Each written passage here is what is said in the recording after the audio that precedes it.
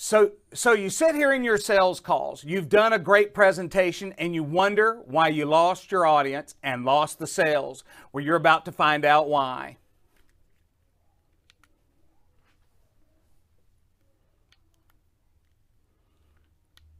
Please hit it, Ange, if it's not working. Thank you.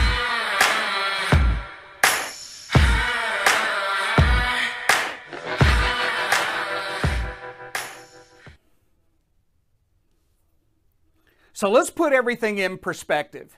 You've spent a lot of time, you've done all your cold calling, you've done everything you can to get in front of that client.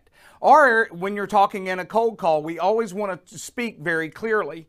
And unfortunately, we love the jargon. We love to be brilliant. We're great salespeople. We know everything. We're smarter than everybody in the room. Well, here's the mistake you made. The person with the money is in the audience. And if you lose your audience, guess what? You lose the money. So I want to give you just a hint. This board behind me is full of nothing but acronyms. And the problem that people have is they love to use these acronyms. They want to seem like they're so intelligent.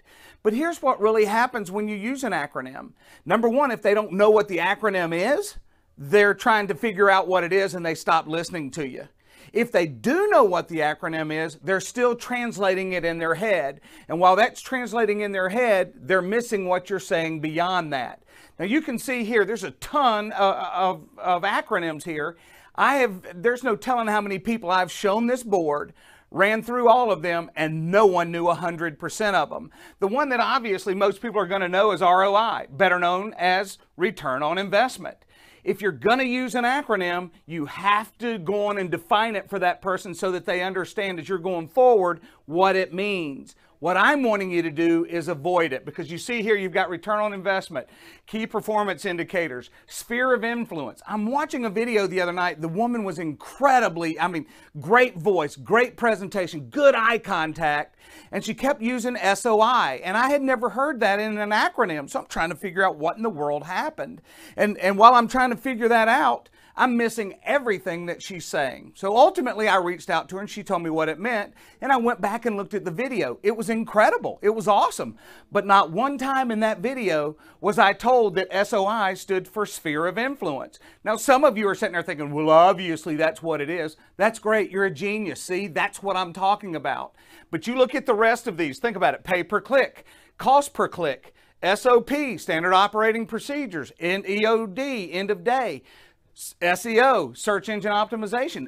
Just earlier, I'm talking to one of my clients, and he starts to explain to me what search engine optimization is. I know what that means. He's speaking in code and thought I was too dumb to know. And what I'm wanting you to realize, ladies and gentlemen, is this.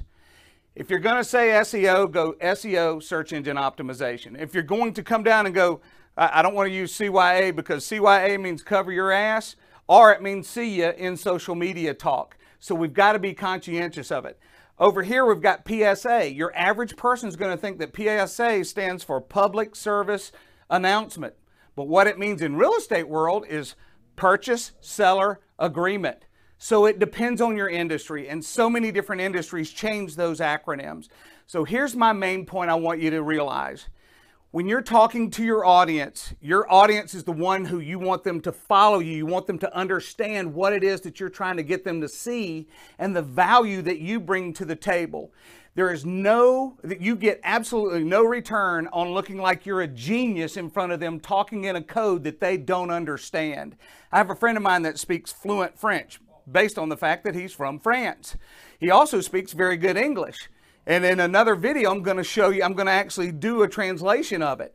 And my point there is this. You need to speak in a language that your client understands, not one that the people in your office sitting around the water cooler understands. Stay focused on the customer, and they will know that you care about their outcomes. And if they can't understand what you're saying, they'll never understand what in the world the goal is and why they should ever buy from you.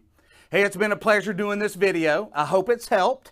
I hope it gets you to avoid doing these things. And I'm guilty of it myself. So don't act like I'm coming at you that I never use it, because ROI is one I use a ton. But the bottom line is not everybody knows what ROI stands for. So return on investment, I hope this video helps you do exactly that. So if you got something out of it, please share the video. If I helped you, please share and also go and follow me on Facebook or either subscribe on YouTube. It's been a pleasure doing this video. You have a good evening.